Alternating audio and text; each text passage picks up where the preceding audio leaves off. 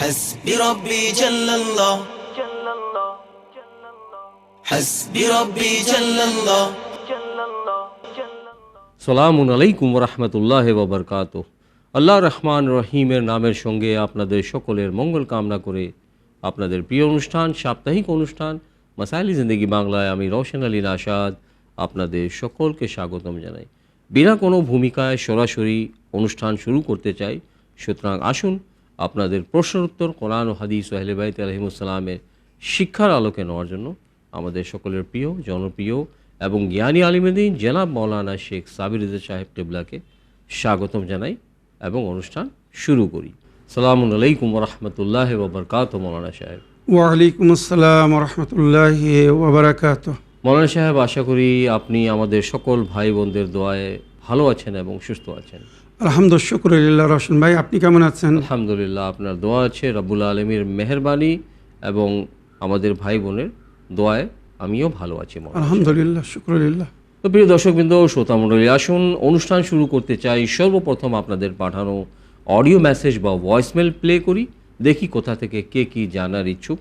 আসসালামু আলাইকুম, আমি শরীফ শেখ বলছি কলকাতা নিউ টাউন থেকে। আশা করি ভালো আছেন। আল্লাহ আপনার ভালো রাখুক, রওশন ভাইকে আল্লাহ ভালো রাখুক, জ্ঞানে বৃদ্ধি করুক, শরীর সরাকত ভালো থাকুক, এই আশা আমরা সর্বসময় করি। কারণ আপনারা দিনের আলো দেখিয়েছেন, অন্ধকারে আমরা ছিলাম। আমার প্রশ্ন হচ্ছে, মাসাইলে জিন্দেগিতে মা আসিয়া 4 জন মহিলার মধ্যে একজন খুব জ্ঞানী মানুষ ছিলেন, নিঃসন্তান। একজন জ্ঞানী মানুষ ছিলেন, একজন জ্ঞানী মানুষ এবং ধার্মিক জ্ঞানী ছিলেন।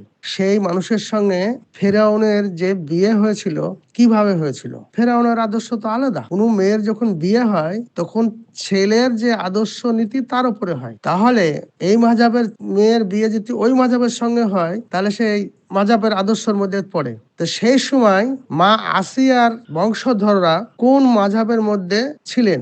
আর বিয়ে করতে তো পুরুষরা আসে কার বাড়ি? মেয়ের বাড়ি। তাহলে মেয়ের বাড়িতে যে বিয়ে হলো, সেই বিয়েটা কোন মাযহাবের নিয়ম কারণে হয়েছিল? আমার প্রশ্ন। সালামুন আলাইকুম রহমতুল্লাহ বারকাতুহ। ওয়ালাইকুম আসসালাম রহমতুল্লাহ ওবরকাত। প্রিয় শরীফ ভাই, সুন্দর প্রশ্নের মাধ্যমে অনুষ্ঠান মাসাইলে জিন্দেগি বাংলাকে সহযোগিতা করার জন্য আমি আপনার ধন্যবাদ জানাই। শরীফ ভাইয়ের একটি বলা যায় যে এমন প্রশ্ন যেটা জনাবে মুসা আলাইহিস ইসলামের যুগে মুসা আলাইহিস ইসলামকে যিনি লালন পালন করেছিলেন, ফিরআউনের স্ত্রী, জি, ফিরআউনের যেটা চরিত্র এবং বিবি আসিয়ার যেটা চরিত্র একদম পার্থক্য, একদম আলাদা, ভিন্ন। তো এটা কি করে সম্ভব হলো যে ফিরআউনের মতো রাজার বা বাদশার বা মানুষের স্ত্রী এত এক নেক মমেনা বিবি আসিয়া হয়েছিলেন? জাযাকাল্লাহ রওশন ভাই, আপনাকে অনেক ধন্যবাদ জানাই। আপনি সুন্দর করে প্রশ্নটা ক্লিয়ার করেছেন, যেটা আমার শরীফ ভাই জানতে চেয়েছেন। ওয়ালাইকুম আসসালাম ওয়া রাহমাতুল্লাহি ওয়া বারাকাতুহু। আমার প্রিয় শরীফ ভাই, সর্বদায়ের মতো আপনি সুন্দর একটি প্রশ্ন রেখেছেন। আশা করি এর থেকে আপনি বা আমার দর্শকবৃন্দরা লাভবান হবেন। জানাবে আসিয়া আল্লাহর নিকটে যে 4 জন বিশেষ নেক নারী, সেই 4 জনের মধ্যে একজন ছিলেন জানাবে আসিয়া। ওনার জিকির কোরআনের কয়েকটি আয়াতের মধ্যে হয়েছে, যার মধ্যে সূরা তাহরিম আয়াত নম্বর 11-তে এইভাবে উল্লেখ হয়েছে, ওয়াইদ কালাত রব্বি ইবনিলি ইনদাকা বাইতান ফিল জান্নাহ। যখন জানাবে আসিয়া আল্লাহর কাছে দোয়া করেছিলেন, হে আমার প্রতিপালক, আমার জন্য জান্নাতে একটি ঘর তৈরি করুন। ওয়ানাজ্জিনি মিন ফিরআউন ওয়া আমালিহি, এবং ফিরআউন এবং তার কর্ম বা কার্য থেকে আমাকে নিজাত দান করুন। ওয়ানাজ্জিনি মিনাল কওমিজ জালিমিন, ওইরূপ জালিমদের থেকে আমাকে নিজাত দিন। ফিরআউন এবং তার যে কম যারা জুলুম করছিল, জানাবে আসিয়া তাদের থেকে নিজাত চেয়েছিলেন। তো এটা ওনার মুমিনা হওয়ার একটি পরিচয় ছিল নিঃসন্দেহে। তো এইভাবে কোরআনে জিকির হয়েছে, আরও অন্য সূরার মধ্যেও জিকির হয়েছে। এবারে আমার প্রিয় শরীফ ভাই, যেটা আপনি জানতে চাচ্ছেন যে এমন এক নেক নারী, এমন এক জালিম বাদশাহ বা রাজা, যে নিজেকে আনা রাব্বুকুমুল আলা বলতো, আমি তোমাদের সবচেয়ে বড় প্রতিপালক, রক্ষক বা এলাহ বলো, যা বলো আমি। তো তার অধীনে এমন এক নেক মুমিনা নারী কি করে থাকতে পারেন বা কি করে তার জীবন সাথী হয়েছিলেন? তো এ বিষয়ে যেটা রওয়ায়াতের মধ্যে উল্লেখ হয়েছে, আমার প্রিয় শরীফ ভাই, যেটা রওয়ায়াতের মধ্যে উল্লেখ হয়েছে রওশন ভাই, জানাবে আসিয়ার পিতা এবং জানাবে মুসা নবী আলাইহিস সালামের বংশ এক বংশ ছিল, মানে বাংশিক হিসাবে জনাবে আসিয়া নাকি মুসা নবী আলাইহিস সালামের ফুফু লাগতেন, মানে পারিবারিক একটা সম্পর্ক হিসাবে। তো এনারা মানে সেই সময় নবীদের যে ইলাহি দিন বা ধর্ম ছিল তার অন্তর্ভুক্ত ছিলেন, এনারা কিন্তু কুফর করেননি বা কুফরের অন্তর্ভুক্ত ছিলেন না। আর ফিরআউন কুফরের অন্তর্ভুক্ত ছিল, সে আল্লাহকে মানত না, বরং নিজেকে আল্লাহ বলতো। ঠিক ঠিক। এবার কথা হচ্ছে যে এমন লোকের স্ত্রী জানাবে আসে কি করে হয়েছিলেন। তো এটা রওশন ভাই, আপনারা যদি প্রাচীন যুগের ঘটনা শুনে থাকেন বা জানেন, বা আমার দর্শকদেরও জানে, আগেকার যে সমস্ত রাজারা হতো বা মহারাজারা হতো, আর এদের মধ্যে যারা মানে জালিম বা দুষ্কর্মী হতো, এরা যদি কোনো কন্যাকে পছন্দ করত তো তাকে নিজের জীবনসাথী করতে বাধ্য করত। মানে আমাকে পছন্দ হয়েছে তো তোমাকে আমার জীবনসাথী হতে হবে। এমনকি কারোর স্ত্রীকে যদি পছন্দ করত তো তাকে তালাক দিতে হতো, আর নইলে ছেড়ে দিতে হতো, আর বাদশা তাকে বা বাদশার ছেলেরা বিয়ে করত। এই ধরনের কিন্তু ঘটনা ঘটতো, আর আজও অনেক জায়গায় ঘটছে, এটা বাস্তব। তো ফিরআউন জানাবে আসিয়াকে কোথাও নাকি দেখেছিল, এক নজরেই পছন্দ করে নিয়েছিল যে আমার জীবন সাথী যদি হয় তো এই নারী হবে। সুতরাং খোঁজ নিল যে কার মেয়ে, সন্ধান পেল আসিয়া বিনতে মাজাহিম, ওনার পিতার নাম হচ্ছে মাজাহিম, আসিয়া বিনতে মাজাহিম বিন আবিদ। তো পায়গাম দিল যে আমি আপনার কন্যাকে বিয়ে করতে চাই। আর সঙ্গে সঙ্গে এটাও একটা ধমকি দিল যে যদি আপনার কন্যার বিবাহ আমার সঙ্গে আপনি না দেন তো আপনি আর আপনার পরিবার বা আপনার কন্যা কেউ কিন্তু বেঁচে থাকবে না। এবারে জীবন রক্ষার সাথে রওশন ভাই কি করবে? রাইট, কন্যাকে বাঁচিয়ে রাখতে হবে। হয়তো আল্লাহ যদি হেদায়েত করতে চায় তার মাধ্যমে কেউ হেদায়েত পাবে, আর যেটা বাস্তবে হয়েও ছিল। জানাবে মুসা নবী আলাইহিস সালামের মতো নবীর লালন পালনের দায়িত্ব আল্লাহ ওনাকে সমর্পণ করেছিলেন, বা ওনার জন্য জানাবে মুসা নবী বেঁচে গিয়েছিলেন, যেটা হাদিসে বা তাফসীরের মধ্যে লেখা হয়েছে। উনি যদি না বাঁচাতেন তো হয়তো ফিরআউন মেরে ফেলতো। তো এখানে আমি শরীফ ভাই যেটা বলতে চাই, ফিরআউন যখন এইভাবে একটা প্রস্তাব দিল, পয়গাম দিল, তো জানাবে আসিয়ার পিতা মানে জানাবে মাজাহিম বিন আবিদ উনি কথাটা রাখতে বা মানতে বাধ্য হয়েছিলেন, কারণ যদি না রাখতেন তো হত্যা করে দেওয়া হতো। তো মজবুরিতে জীবন রক্ষার জন্য রাজি হলেন, আর ওনার কন্যা জানাবে আসিয়াকে বললেন, উনি বললেন বাবা যান যদি এছাড়া কোনো উপায় না থাকে তো বেঁচে থাকার জন্য কি করব? আমি আমার ইমানকে লুকিয়ে রাখবো, আমি আমার ইমানের রক্ষা করব। আর উনি শেষ নিঃশ্বাস পর্যন্ত নিজের ইমানের রক্ষা করেছিলেন। মনে রাখবেন ফিরআউনের মতো জালিম বাদশার দরবারে থেকেও উনি কিন্তু ফিরআউনকে খোদা বলে মানেননি। সবচেয়ে বড় প্রমাণ যে কোরআন সাক্ষী দিচ্ছে। ইয়েস, কোরআন সাক্ষী দিচ্ছে। মনে রাখবেন তো ওই জন্য জানাবে আসিয়াকে জান্নাতে জানাবে খাদিজাতুল কুবরার সাথী করা হয়েছে। কেননা সর্বপ্রথম যে নারী নবী করিম সাল্লাল্লাহু আলাইহি সাল্লামের উপরে ঈমান এনেছিলেন জানাবে খাদিজা, ওইরূপ জানাবে আসিয়া মানে নিজের ঈমানকে গোপন রেখে মানে মুআহ্হাদ হওয়ার যে প্রমাণ দিয়েছিলেন, তো আল্লাহ ওনাকে জান্নাতে বিশেষ মাহেল দান করবেন এবং জানাবে খাদিজাতুল কুবরার সাথী করবেন। এগুলো সব নবী করিম সাল্লাল্লাহু আলাইহি সাল্লামের রওয়ায়াতের মধ্যে উল্লেখ হয়েছে। তো এইভাবে জানাবে আসিয়া ফিরআউনের জীবনসাথী হয়, আর জীবনসাথী হওয়ার কারণেই আপনারা জানেন যেটা কোরআনের তাফসীরের মধ্যে উল্লেখ হয়েছে, জানাবে মুসা নবীর মতো নবীর উনি রক্ষা করেছিলেন, মানে বাঁচার পথ তৈরি করে দিয়েছিলেন। নীল দরিয়ার যে পুরো প্রসেস আপনারা জানেন, তো এগুলো সব ইলাহি সিস্টেমের মধ্যে ছিল। আর জানাবে মুসা নবী আলাইহিস সালামের যে ধর্ম ছিল বা জানাবে মুসা নবী আলাইহিস সালামের পূর্বপুরুষদের যে মাযহাব ছিল সেই মাযহাবের এনারা অন্তর্ভুক্ত ছিল, যাতে বলা হয়েছে মুআহ্হাদ মানে আল্লাহর মান্যকারী ছিলেন এনারা কুফর বা শিরকের অন্তর্ভুক্ত ছিলেন না। এইভাবে জানাবে আসিয়া ফিরআউনের জীবনসাথী হয়, কিন্তু নিজের ঈমানের শেষ নিঃশ্বাস পর্যন্ত রক্ষা করেছিলেন। শেষে যখন ফিরআউন জানতে পেরেছিল যে আসিয়া আমাকে ইলাহ বা মাবুদ মানে না, আমাকে রব বলে গ্রহণ করেনি, তো শেষে নাকি ওনাকে ক্রুদণ্ড দিয়ে মানে হাতে পেরেক পুঁতে পায়ে পেরেক মেরে ওনাকে রোদ্দুরে বেঁধে রেখে ওপর থেকে পাথর ফেলে ওনাকে মেরে ফেলে দিয়েছিল। মনে রাখবেন এই হচ্ছে জানাবে আসিয়ার ঘটনা। আশা করি এর থেকে আপনারা লাভবান হয়েছেন। দর্শকবৃন্দ, আসুন আরেকটি অডিও মেসেজ বা ভয়েস মেল শুনি, দেখি কোথা থেকে কে কি জানতে চাচ্ছেন বা কার কি ফিডব্যাক। আসসালামু আলাইকুম মোল্লা সাহেব, আশা করি আপনি আল্লাহর রহমতে ও দয়াতে ভালো আছেন। ভালো থাকুন, সুস্থ থাকুন, এই দোয়া করি। আমি সালমা খাতুন, বর্ধমান থেকে। অনেকদিন ধরে কোনো চিঠি পাঠানো হয়নি, কিন্তু নিয়মিত এপিসোড দেখি, মিস করি না। আমার কথা হলো মোল্লা সাহেব, আপনাকে অনেক অনেক ধন্যবাদ এবং অন্তর থেকে দোয়া, সঠিক শিক্ষা দেওয়ার জন্য। আমার বুবু এখন পুরোপুরি সুস্থ, আলহামদুলিল্লাহ।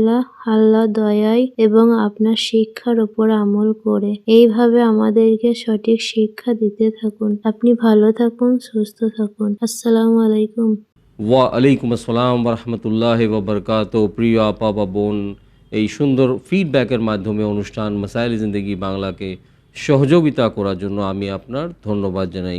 মনোয়ার সাহেব, অ্যাকচুয়ালি আপনি যে সাজেশন দিয়ে থাকেন অনেক ধরনের রোগের, মানে রুহানি ইলাজ বা চিকিৎসা, তো আপার মানে বোন মানে রোগের ভুক্তভোগী ছিলেন, আপনার সাজেশনে উনি ভালো হয়ে গিয়েছেন, তো তার জন্য আপনাকে উনি ধন্যবাদ জানিয়েছেন। আলহামদুলিল্লাহ, শুক্রিল্লাহ রওশন ভাই, এটা আল্লাহর কৃপা। আলহামদুলিল্লাহ, শুক্রিল্লাহ।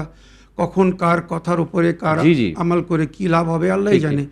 শেফা দেওয়ার মালিক আল্লাহ, ওয়াইদা মারুস্ত ফাহুয়া ইয়াশফিন। আমরা অসুস্থ হলে আল্লাহ আমাদেরকে শেফা দান করে। আমার এই বোনের কথা উনি বলছেন, উনি মানে নার্ভের রোগে ভুক্ত ছিলেন, মানে শারীরিক বা মানসিক হিসেবে খুব সমস্যার মধ্যে ছিলেন। তো আমি যেভাবে রুহানি ট্রিটমেন্ট বলি সবাইকে, বা ন্যাচারাল ট্রিটমেন্ট বলি, জানাবে লোকমানে হাকিমের দোয়ার ট্রিটমেন্ট বলি, বা তিব্বে মাসুমিন থেকে যেগুলো বলি, তো এগুলো আসলেই সেই ট্রিটমেন্ট যার মাধ্যমে যখন এই সমস্ত অ্যালোপ্যাথিক বা আয়ুর্বেদিক বা হোমিওপ্যাথিক ওষুধ ছিল না, সেই সময় কিন্তু এই ট্রিটমেন্ট হতো। আল্লাহর ওলিয়া উলিয়ারা এভাবেই ট্রিটমেন্ট করেছিলেন। জানাবেন লোকমানে হাকিম যখন রাস্তার ধার দিয়ে যেতেন, তো গাছের পালা বা গাছ থেকে আওয়াজ আসতো আমি কোন রোগের চিকিৎসা, তো সেইগুলো আমি তুলে ধরার চেষ্টা করি, সেইগুলো বলি। তো আমার প্রিয় বোন বা ওনার পরিবার এগুলো ব্যবহার করে আলহামদুলিল্লাহ, শুকরিল্লাহ, যেটা আপনি শুনেছেন বা আমার দর্শক ধরে শুনেছেন, লাভবান হয়েছেন। উনি এখন পরিপূর্ণ সুস্থ।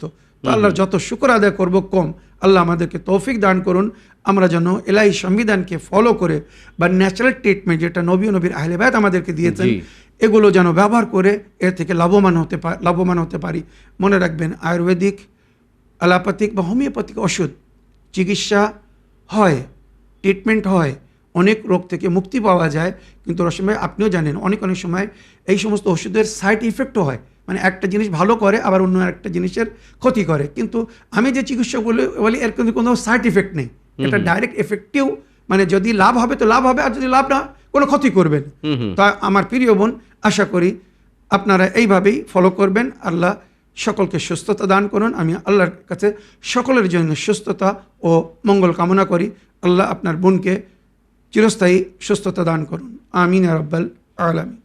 আসুন আরেকটি ভয়েসমেল শুনি, দেখি কোথা থেকে কে কি জানতে চাচ্ছেন। আসসালামু আলাইকুম ওয়া রাহমাতুল্লাহি ওয়া বারাকাতুহু। আমি বীরভূম থেকে আঞ্জু বিবি বলছি। আমি এটা মাসালে জিন্দেগি শুনতে চাই। আমি প্রশ্ন কিছু রাখিনি। নতুন বছরের শুভেচ্ছা আমার শেখ সাবির রেজা ভাইকে ও রওশন ভাই, ওনাদের সহ পরিবার যেন ভালো থাকেন, সুস্থ থাকেন, আল্লাহ রসুলের কাছে এই দোয়া করি। আর আমার দর্শক বিন্দুরাও যেন ভালো থাকে, সুস্থ থাকে, আল্লাহ রসুলের কাছে তাদের জন্য দোয়া করি। আর আমাকেও দোয়া ও স্মরণে রাখবেন। খুদা হাফেজ। ওয়ালাইকুম আসসালাম রহমতুল্লাহ ওবরকাত। আপনার এই ফিডব্যাকের মাধ্যমে অনুষ্ঠান মাসাইল জিন্দেগি বাংলাকে সহযোগিতা করার জন্য এবং আমি আপনাদের সকল দর্শকবৃন্দদেরকে ধন্যবাদ জানাই। আপনাদের উভয় অনুষ্ঠান ইসলামিক বাংলা এবং মাসাইল জিন্দেগি বাংলাকে নিয়মিতভাবে ফলো করার জন্য এবং প্রশ্নের মাধ্যমে সদায় বা প্রায় সহযোগিতা করার জন্য। ওয়ালাইকুম আসসালাম রহমতুল্লাহি ওয়া বারাকাতুহু। আমার প্রিয় আঞ্জুবু, আপনাকে ধন্যবাদ জানাই আমাদেরকে অভিনন্দন জানানোর জন্য। নববর্ষের মানে উনি একটি অভিনন্দন জানিয়েছেন, দোয়ায় স্মরণ রেখেছেন।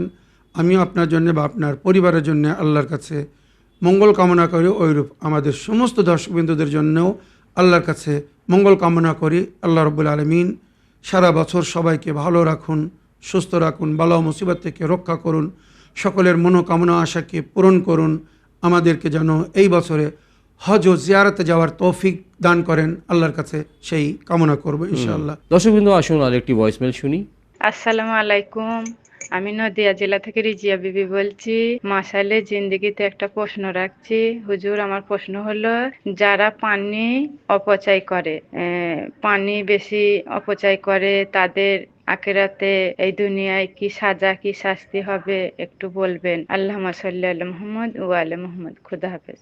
ওয়ালাইকুম আসসালাম রহমতুল্লাহ ওবরকাত। এই সুন্দর প্রশ্নের মাধ্যমে অনুষ্ঠান মাসাইল জিন্দেগি বাংলাকে সহযোগিতা করার জন্য আমি আপনার ধন্যবাদ জানাই।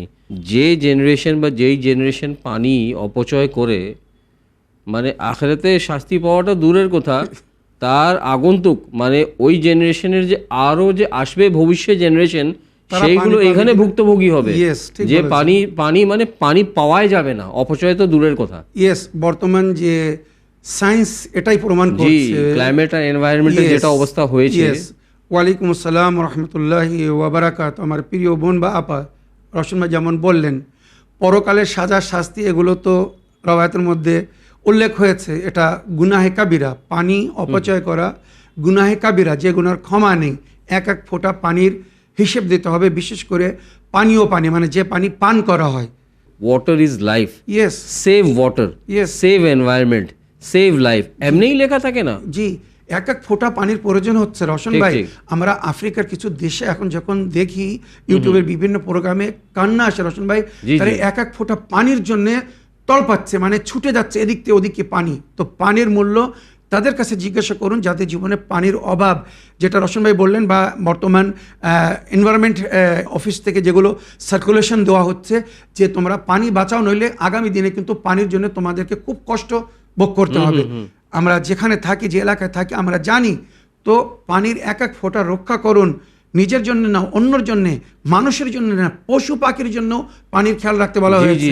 মনে রাখবেন, কারবালার ময়দানে ইমাম হোসেন আলাইহিস সালাম বা ওনার সাথীদের উপরে যখন পানি বন্ধ করে দেওয়া হয়েছিল, আর রওয়ায়াতে অনেক জায়গায় উল্লেখ হয়েছে, এজিদি মুসলমানেরা ইমাম হোসেন বা ওনার সাথীদেরকে দেখিয়ে পানি পান করছিল, আর বেশি পানিগুলো পানির উপরে, মানে মাটির উপরে নাকি ফেলে দিচ্ছিল, কষ্ট দেওয়ার জন্যে পান করতে দিচ্ছিল না, পানি ফেলে দিচ্ছিল। তাই ইমাম হোসেন বলেছিলেন, হে আমার প্রতিপালক, যে পানি সাধারণ পশু পাখির জন্য বৈধ, আমার 6 মাসের শিশু সন্তান আলী আসগরের জন্য আমি সেই পানির ফোঁটা যাচ্ছি, তারা পানি না দিয়ে পানিকে অপচয় করছে, মাটিতে ফেলে দিচ্ছে, কিন্তু আমাদেরকে দিচ্ছে না। আল্লাহ, আপনি এর বিচার করবেন। তো রওয়ায়াতে উল্লেখ হয়েছে, পরের ইমামরা বলেছেন, কারবালার ওই জালিম যারা ইমাম হোসেন বা ওনার সাথীদের উপরে, মুসলমানদের উপরে পানি বন্ধ করে রেখেছিল, পরকালের সবচেয়ে কঠোর শাস্তি বা সাজা নাকি এদেরকে দেওয়া হবে। তাহলে এবারে বুঝে নিন যে পানি অপচয় করা কি গুনাহ, আর এর কি সাজা তারা পাবে। নরকে যাবে বিনা হিসাবে। আশা করি আপনার প্রশ্নের আপনি উত্তর পেয়েছেন। দর্শকবৃন্দ, আসুন আরেকটি অডিও মেসেজ শুনি, দেখি কোথা থেকে কে কি জানার ইচ্ছুক। আসসালামু আলাইকুম, আমি হাওড়ার সামাতলা থেকে শেখ রুকিয়া বেগম বলছি। মৌলানা সাহেব, আশা করি আপনি ভালো আছেন। আমার রহসান আলী নওশাদ ভাইজানও ভালো আছেন। আমি জানতে চাই, আজকে মাসাইলে জিন্দেগিতে আমি জানতে চাই যে সাহাবাদের দরজা বড় না ওলিদের দরজা বড়, এটা একটু বলবেন। আপনারা দুজনেই ভালো থাকুন, সুস্থ থাকুন। আসসালামু আলাইকুম ওয়া রাহমাতুল্লাহি ওয়া বারাকাতুহু। ওয়ালাইকুম আসসালাম রহমতুল্লাহ ওবরকাত। প্রশ্নের মাধ্যমে অনুষ্ঠান মাসাইল জিন্দেগি বাংলাকে সহযোগিতা করার জন্য, দোয়ায় স্মরণে রাখার জন্য আমি আপনার সাথে সাথে আমাদের সকল দর্শক বিন্দুদেরকেও ধন্যবাদ জানাই। মৌলানা সাহেব, প্রশ্নটা অ্যাকচুয়ালি বলা যায় যে ইনকমপ্লিট।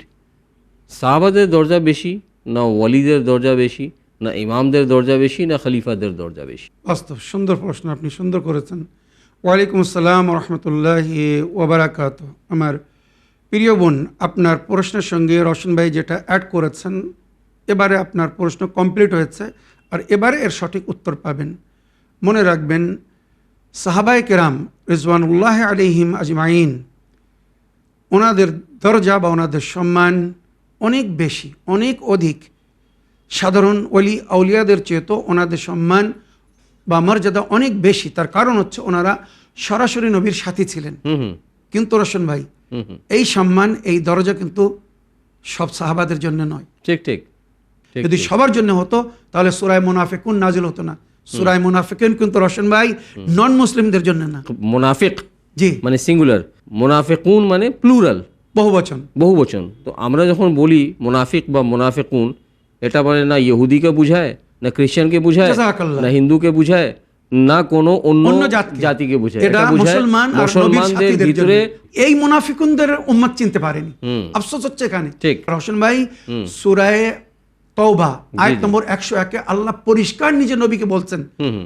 হে আমার নবী, কিছু লোকেরা আপনার সঙ্গে ওঠা বসা করছে, জি জি এরা স্বার্থপর, ঠিক। এরা অন্তর থেকে আপনাকে গ্রহণ করেনি, মানেনি, মানছেও না, এরা শুধু কিছু পাওয়ার জন্য আপনার সঙ্গে বেরিয়ে বেড়ায়। এই যে আপনি সাহাবাদের কথা বলছেন, সবাই কিন্তু সাহাবা ছিলেন না।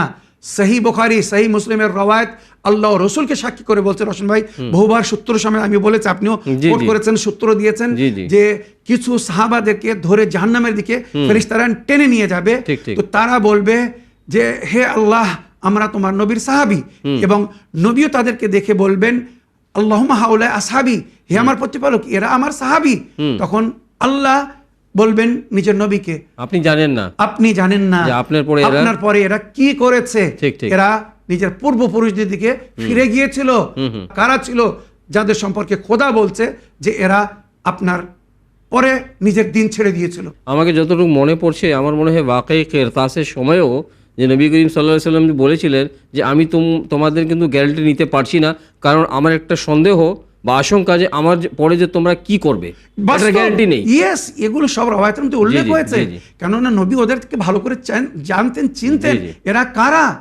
তাই নবী বলেছিলেন কুম্মিন ইন্দি, আমার এখান থেকে চলে যাও। ঠিক, ঠিক। মানে নবী কাগজ কলম চাচ্ছিলেন লিখে দেওয়ার জন্য যে আমার পরে কিয়ামত পর্যন্ত তোমাদেরকে কাকে ফলো করতে হবে, জি জি জি জি কোরআন এবং আহলে বাইত। তো ওই জন্য সাহাবারা সম্মানিত, নিঃসন্দেহে যারা ভালো সাহাবা, নবীর ইতাত করেছিলেন, নবীর জীবনে, নবীর পরেও নবীর কথা মেনেছিলেন, ঠিক, ঠিক। আমরা চোখের পলকের উপরে বসাই, নিশ্চয়ই, তাদের নিশ্চয়ই, 100 বার। চরণের ধুলো আমাদের চোখের ঠিক ঠিক ঠিক শর্মা, আলো একদম, মনে করি। ঠিক। কিন্তু যারা নবীর সঙ্গে থেকে বা নবীর পরে নবীর আহলে বাইতের সঙ্গে দুরাচার করেছে, দুর্ব্যবহার করেছে বা নবীকে কষ্ট দিয়েছে, এদের থেকে আল্লাহ কখনো রাজি হয়নি, ঠিক, ঠিক। হবেনও না।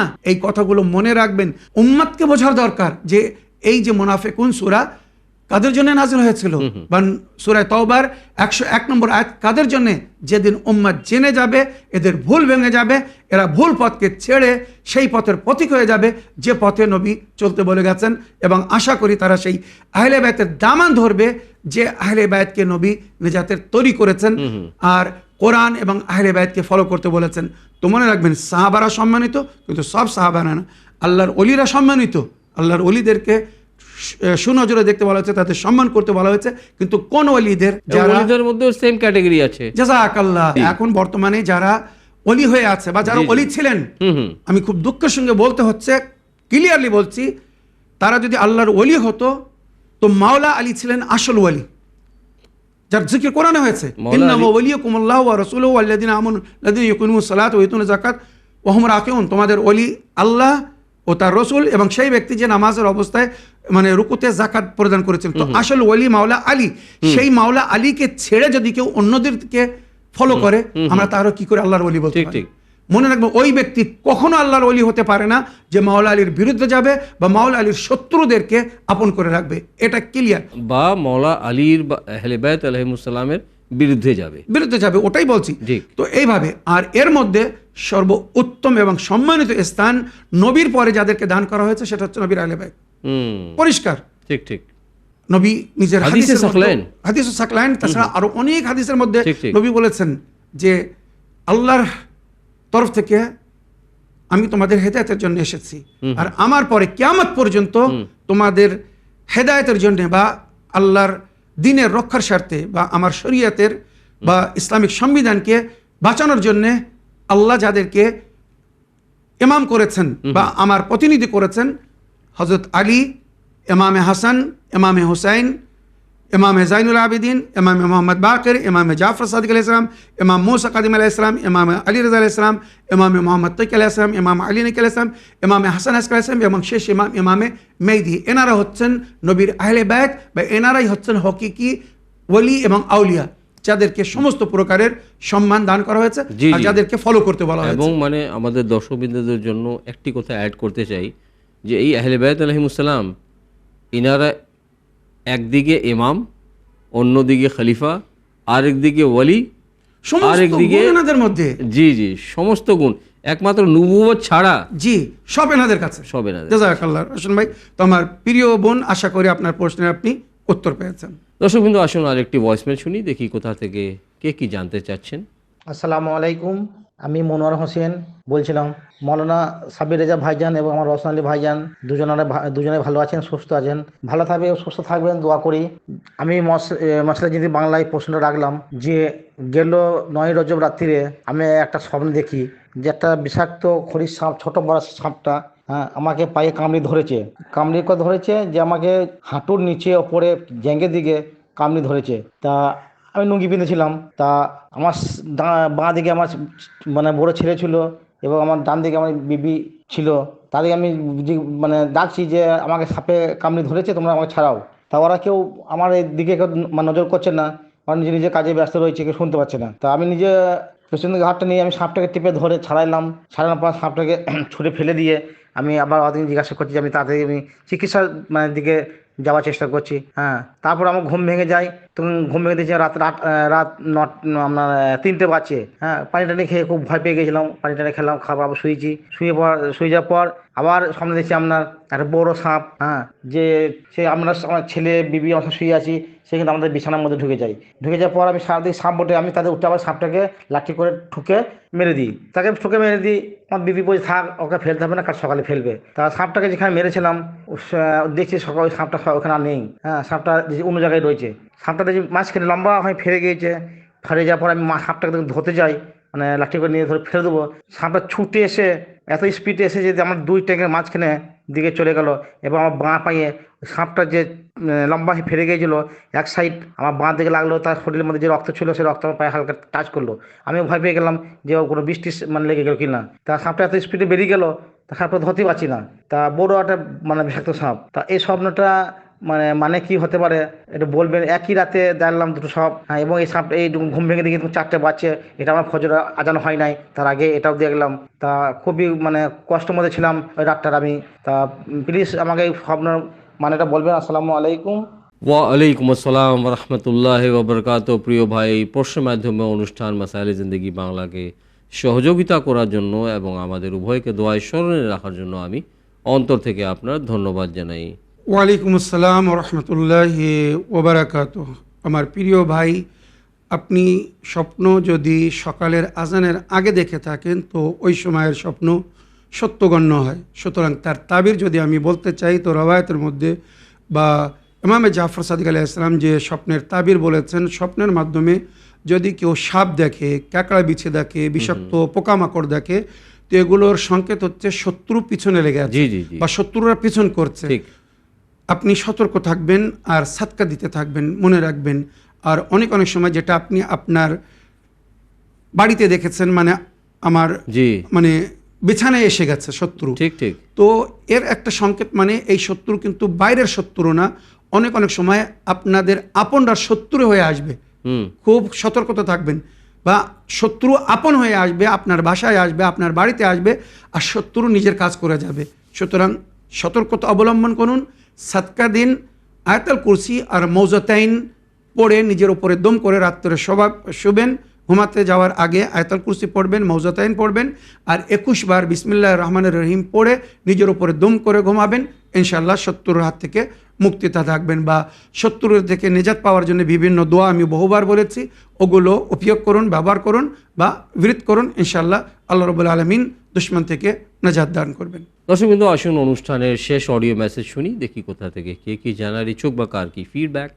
আসসালামু আলাইকুম, আমি হাওড়ার সোনাতলা থেকে শেখ রুকিয়া বেগম বলছি। আশা করি আপনারা দুজনেই ভালো আছেন, সুস্থ আছেন। আমি জানতে চাই, বাম চোখ বা ডান চোখ নাচলে অনেকে মনে করে এটা ক্ষতির আশঙ্কা বা বিপদের আশঙ্কা, এটা কি? এটা একটু বলবেন। আপনারা দুজনেই ভালো থাকুন, সুস্থ থাকুন। আসসালামু আলাইকুম ওয়া রাহমাতুল্লাহি ওয়া বারাকাতুহু। ওয়ালাইকুম আসসালাম ওয়া রাহমাতুল্লাহি ওয়া বারাকাতুহু। দোয়ায় স্মরণে রাখার জন্য এবং এই প্রশ্নের মাধ্যমে অনুষ্ঠানকে সহযোগিতা করার জন্য আমি আপনার ধন্যবাদ জানাই। ওয়ালাইকুম আসসালাম রহমতুল্লাহি ওয়া বারাকাতুহু। আমার প্রিয় বোন বা আপা, এই সমস্ত কিছু জিনিস আমাদের সমাজে বানানো বা প্রচলিত কথা, যার কোনো বাস্তব বা ইসলামিক শিক্ষা বা আদবের মধ্যে কোনো জিকির নেই বা উল্লেখ হয়নি। মনে রাখবেন, রওশন ভাই, বাচক ফিরফির করলে খারাপ খবর আসবে, কিছু ভালো চোখ অঘটনা ফিরফিরি করলে, ঘটবে, জি, ভালো চোখ ডান চোখ ফড়ফড়ালে ভালো হবে, কুটুম আসবে, এই ধরনের অনেক কথা হয়। যেমন আপনি শুনেছেন, আমরাও শুনেছি, কাক ডাকলে খারাপ খবর আসে, মৃত্যুর খবর আসে, কি মেহমান আসে। আবার ডাইন হাতে বা হাতে যে চুলকানি হয়, খুজলি হয়, পয়সা আসবে, এই ধরনের অনেক কথা আমরা শুনে থাকি। বা কোকিল ডাকলে বাড়ির আশেপাশে ভালো সংবাদ আসবে, পেঁচা ডাকলে ক্ষতি হবে, এই ধরনের অনেক কিছু আমাদের সমাজে প্রচলিত। তো এগুলো হয়তো সাধারণ মানুষের অভিজ্ঞতা হতে পারে, কিন্তু রবায়তের মধ্যে বা ইসলামিক তালিমাতের মধ্যে এগুলো কোথাও উল্লেখ হয়নি, আসলে যেটা বাস্তব। হ্যাঁ, একটা জিনিস যেটা আমরা অনেক অনেক সময় শুনে থাকি বা যেটা বাস্তবে আমরা প্রমাণও পাই, যে কাক ডাকলে নাকি মানে মৃত্যুর খবর আসে বা কোনো মেহমান আসে, এমন হয়ে থাকে। আর এর পেছনে কিছু ঘটনা আছে। জানাবে নূহ নবীর যুগে যখন তুফানে নূহ আসে, তো তারপরে তো সব শেষ হয়ে গিয়েছিল। তো 4টে পাখি, জানাবে ইব্রাহিম নবী যে 4টে পাখি জবাই করে পরীক্ষা নিয়েছিলেন আল্লাহ ওনার, তো উনি 4টে পাখিকে জবাই করেছিলেন। তার মধ্যে একটা কাক ছিল, একটা কবুতর ছিল, একটা বাত্তাখ মানে হাঁস ছিল, আর একটা মুরগি ছিল, বা মোর ছিল আর মুরগি ছিল, এভাবে উল্লেখ হয়েছে। তো এই যে কাক আর কবুতর, এ বিষয়ে, এই দুই পাখির বিষয়ে নাকি উল্লেখ হয়েছে। এটা জানাবে নূহ নবীর জীবনীতে লেখা হয়েছে। উনি তুফানে নূহ নবী যখন বন্ধ হয়ে গেল, সব শুকিয়ে গেল, তো উনি কাককে বলেছিলেন, যে সমস্ত পাখিগুলো, যে তুমি দেশের খবর নিয়ে এসো, দেখে এসো, উড়ে দেখে এসো কোথায় কি। তো কাক ফিরে এসে নাকি বলেছিল যে সব শেষ হয়ে গিয়েছে, সব মরে পড়ে আছে, মানে মৃত্যুর খবর দিয়েছিল। তো জানাবে নূহ নবী খুব দুঃখ পেয়েছিলেন, আর একটা মানে অভিশাপ দিয়েছিলেন। বলেছিলেন যে তুই শুধু খারাপ খবর নিয়ে এসেছিস, তো তোর সারা জীবনে এইভাবে খারাপ খবরই রূপে তুই পরিচালিত থাকবি, বা তোকে মানুষ জানবে, আর তোকে কেউ পছন্দ করবে না। আর ওই জন্য কিন্তু কাককে কেউ পছন্দ করে না। না, তার মানে আপনি যেটা রিওয়ায়াত বলছেন, এটা যায়িফ হতে পারে। এটা ঘটনা বলছি, যেটা মানে হায়াতুল কুলুব বা বিভিন্ন বইয়ের মধ্যে এই ধরনের কিছু লেখা আছে। তো উনি বলছেন যে তোকে কেউ পছন্দ করবে না, আর তোর খবর শুনে সবাই মানে আতঙ্কিত হবে, ভয়ভীত হবে বা ভুল বুঝবে। এটা কিন্তু জরুরি না যে কাক ডাকলেই কেউ মারা যাবে বা কোনো ভুল খবর আসবে, মনে রাখবেন। আর কবুতর এসে নাকি বলেছিল যে আয় আল্লাহর নবী, আমি এক বৃদ্ধ মহিলাকে দেখে এসেছি, বেঁচে আছে, মানে সে জীবনের খবর দিয়েছিল। তাই কবুতরকে জানাবে নূহ নবী দোয়া দিয়েছিলেন, মানে শান্তির প্রতীক, শান্তির দূত বলা যায়, জাযাকাল্লাহ। আর ওই জন্য কবুতর এক এমন পাখি, বিশ্বের কোনো এমন দেশ নেই যেখানে নেই। তাই আবাদ হওয়ার দোয়া দিয়েছিলেন, যে তুই সমস্ত জায়গায় থাকবি আর আল্লাহ তোকে আবাদ রাখবে। তো এগুলো একটা ইশারা ছিল বলে বললাম, হয়তো প্রয়োজন ছিল না। তো আমার প্রিয় বোন, মানে এই যে চোখ ফাড়ফাড়ানো, মানে পিড়পিড় করা, এগুলো আমাদের একটা অভিজ্ঞতা হতে পারে। এটা কোনো অনিবার্য না যে ডান চোখ ফাড়ফাড়ালে খারাপ খবর আসবে, কি বাঁ চোখ ফড়ফড়ালে খারাপ খবর আসবে, ডান চোখ ফাড়ফাড়ালে ভালো খবর আসবে, এটা অনিবার্য না। যদি এমন কিছু মনে হয়, সাদকা দিয়ে দেবেন, বালা মুসিবত দূর হয়ে যাবে। আর সাদকা দিলে তখন আল্লাহ মানে বদিকে নেকিতে পরিবর্তন করে দেয়। হয়তো কিছু খারাপ হতে যাচ্ছিল, ভালো হবে ইনশাআল্লাহ। আশা করি আপনার প্রশ্নের আপনি উত্তর পেয়েছেন। দর্শকবৃন্দর, সময় হচ্ছে আপনাদের পাঠানো টেক্সট মেসেজ পড়ার। তো দেখি কোথা থেকে কে কি জানার ইচ্ছুক বা কার কি প্রশ্ন। সালামুন আলাইকুম মৌলানা সাহেব এবং রোশন আলী ভাই, আশা করি আপনারা দুই ভাই ভালো আছেন। আমার নাম ঠিকানা বলছি না, কিছু মনে করবেন না। আমার প্রশ্ন হলো, কোরআনে কি কোথাও লেখা আছে যে নবীজির পরে সাহাবাদের ফলো করতে হবে, তা না হলে ঈমান নষ্ট হয়ে যাবে আর সমস্ত আমল বিফল যাবে? আসসালামু আলাইকুম রহমতুল্লাহি ওয়া বারাকাতুহু। খুদা হাফিজ, ফি আমানিল্লাহ। ওয়া আলাইকুম আসসালাম রহমতুল্লাহি ওয়া বারাকাতুহু। প্রিয় ভাই বা বোন, এই সুন্দর প্রশ্নের মাধ্যমে অনুষ্ঠান মাসাইলে জিন্দেগি বাংলাকে সহযোগিতা করার জন্য আমি আপনার ধন্যবাদ জানাই। মৌলানা সাহেব জানার ইচ্ছুক যে কোরআন পাকের মধ্যে কোথাও কে মানে বর্ণিত আছে যে নবী করিম সাল্লাল্লাহু আলাইহি ওয়া আলিহি ওয়াসাল্লামের সাহাবাদের যদি ফলো করা না হয়, তাহলে মানে ঈমান নষ্ট হয়ে যাবে এবং সমস্ত আমল বিফল যাবে? ওয়ালাইকুম আসসালাম রহমতুল্লাহি ওয়া বারাকাতুহু। আমার প্রিয় ভাই বা বোন, হয়তো কোনো কারণে আপনি আপনার নাম ঠিকানা উল্লেখ করেননি, কিন্তু প্রশ্ন খুব সুন্দর রেখেছেন। উনি বলতে চাচ্ছেন সমাজের কিছু লোকের কথা, এটা বাস্তবে রশন ভাই, সমাজের কিছু লোকের কথা উনি তুলে ধরেছেন, যাদের কথা হচ্ছে যে নবীর পরে নবীর সাহাবীদেরকে ফলো করতে হবে, আর নবীর সাহাবীদেরকে যদি ফলো না করা হয় তো দ্বীন ঈমান নষ্ট হয়ে যাবে। এটা অনেকের কথা, কিন্তু তাই উনি জানতে চেয়েছেন কি এমন কোনো কথা কোরআনের মধ্যে উল্লেখ আছে যে নবীর পরে নবীর সাহাবিদেরকে সাহাবাদেরকে ফলো করতে হবে। তো আমার প্রিয় ভাই বা বোন, আমার মনে হয় এই প্রশ্ন যেটা আপনি আমাদের কাছে করেছেন একবার তাদের কাছেও করা উচিত, বা তাদের কাছে করুন যারা এই ধরনের কথা বলছে যে নবীর পরে নবীর সাহাবাদেরকে ফলো করতে হবে, তা না হলে দিন ইমান নষ্ট হয়ে যাবে। এটা কোরআনে বা হাদিসের মধ্যে কোথায় লেখা আছে? ঠিক ঠিক, রাইট। হোসেন ভাই, আমার অধিকার। যারা অবজেকশন করছে বা করে তাদেরকে প্রশ্ন করুন। ঠিক ঠিক। এবারে শুনুন, যখন প্রশ্ন করেছেন তো এবারে শুনুন কোরআনের মধ্যে যেটা উল্লেখ হয়েছে। আমি বহুবার সূত্র দিয়ে কথা বলেছি, আর আমি বিনা প্রমাণে বিনা সূত্রে কোনো সময় কথা বলি না। আগে আমি সূত্র বা হাওয়ালা বলছি, যে কথাটা বলতে যাচ্ছি তার সূত্র বা তার হাওয়ালা শুনে নিন। আমার আহলে সুন্নাত ভাইদের বই থেকে বলছি, বেহাওয়ালা কুতুব আহলে সুন্নাহ, তফসিরে দুররে মনসুর মুল্লা জালালউদ্দিন সুয়ুতি, তফসিরে হাকিম নিশাপুরি, ইয়ানাবিউল মুআদ্দা হাফিজ সুলাইমান কান্দুদি হানাফি, কন্দুল উম্মাল আল মুহাদ্দিস আদ-দেহলভী শেখ আলী মুত্তাকি ইবনে হিসামউদ্দিন আল হিন্দি, তাসকিরাতুল খাওয়াস আল্লামা সিবতে ইবনে আল জৌজি, এবং এছাড়া আরও অনেক বইয়ের মধ্যে যেটা উল্লেখ হয়েছে। আর সূরা মায়দা আয়াত নম্বর 55 তাফসিরের মধ্যেও লেখা হয়েছে রশন ভাই। এবং এখানে আমি আরও বলতে চাই সূরা নেসা আয়াত নম্বর 59 59 তাফসিরেও এই কথা লেখা আছে, যেটা আমি শোনাতে যাচ্ছি। নবী করিম সাল্লাল্লাহু আলাইহি ওয়াসাল্লামের কাছে কিছু সাহাবারা জিজ্ঞাসা করলেন। রওয়ায়াত শুনুন। হাদ্দাসানা মুহাম্মদ বিন হাম্মাম আন জাফর বিন মুহাম্মদ বিন মালিক আল ফিদারি আন হাসান বিন মুহাম্মদ বিন সাম্মা আন আহমদ বিন হারিস قال حدثني المفضل بن عمرو عن يونس بن ذبيان عن جابر بن يزيد الجعفي قال سمعت جابر بن عبد الله الانصاري। এত রাবিউল নাম নিলাম, আর সবচেয়ে বরিষ্ঠ এবং ঘনিষ্ঠ সাহাবী জাবির ইবনে আব্দুল্লাহ, যাকে সবাই মানেন, আব্দুল্লাহ উনি রওয়ায়াত করছেন। জাবির ইবনে আব্দুল্লাহ আল-আনসারি ইয়াকুল লাম্মা أنزل الله عز وجل على نبيه صلى الله عليه وسلم يا أيها الذين آمنوا أطيعوا الله وأطيعوا الرسول وأولي الأمر منكم। জনাবে জাবির ইবনে আব্দুল্লাহ আল-আনসারি বলছেন, যখন নবী করিম সাল্লাল্লাহু আলাইহি ওয়াসাল্লামের উপরে এই আয়াত অবতীর্ণ হলো, ইয়া আইয়ুহাল্লাযিনা আমানু আতিউল্লাহ ওয়া আতিউর রাসূল ওয়া উলিল আমরি মিনকুম, হে বিশ্বাসীগণ তোমরা ইতাআত করো আল্লাহর ও আল্লাহর রাসূলের এবং উলিল আমরের ইতাআত করো। সূরা নিসা আয়াত নম্বর 59। কুলতু ইয়া রাসূলুল্লাহ আরাফনাল্লাহ ওয়া রাসূলুহু, আয় আল্লাহর রাসূল আমরা আল্লাহকে জেনেছি, আল্লাহ রাসূলকে তাও জেনেছি। ফামান উলুল আমরুল্লাযী কাররানাল্লাহু তাআলা বিতাআতি, এই উলুল আমর কারা?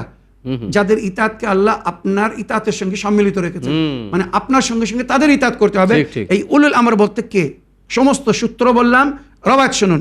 কুলতু ইয়া রাসূলুল্লাহ আরাফানাল্লাহু ওয়া রাসূলুহু ফামান উলুল আমরুল্লাযীনা কাররানাল্লাহু তাআতুম বিতাআতিক ফাকালা, তখন নবী করিম সাল্লাল্লাহু আলাইহি ওয়াসাল্লাম বললেন জানাবে জাবির ইবনে আব্দুল্লাহ আল-আনসারীকে সমস্ত সাহাবাদের সামনে, আলাইহিস সালাতু ওয়াস সালাম, হুম খুলাফাই ইয়া জাবির, এই উলুল আমর আমার খলিফারা। নবী কি বলছেন?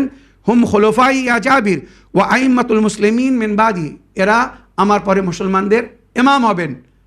যারা উলুল আমর, যাদের ইতাআত করতে হবে আল্লাহ ও রাসূলের সঙ্গে। এবারে নবী কি বলছেন শুনুন, প্রকাশ্য নাম নিয়ে নবী বলে গেছেন। মুসলমানদের বই থেকে বললাম, আউয়ালুহুম আলী ইবনে আবি তালিব, সুম্মা আল হাসান, সুম্মা আল হুসাইন, সুম্মা আলী ইবনে আল হুসাইন, সুম্মা মুহাম্মদ ইবনে আলী আল মারুফ ফি তাওরাত বিল বাকির।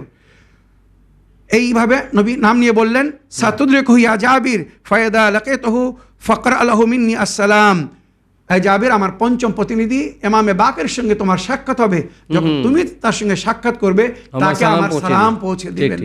সুবহানাল্লাহ। আর সে যেটা দেবে সেটা নিয়ে নেবে, কারণ সে যেটা দেবে সেটাই হবে আমার দিন। এইভাবে নবী নিজের সাহাবী জাবির ইবনে আব্দুল্লাহ আল-আনসারীকে বলেছিলেন, আল মারুফ ফি তাওরাত বিল বাকির সাতুদরিকুহু ইয়া জাবির ফায়দা লাকিতাহু ফাকরাহু মিন্নি আসসালাম।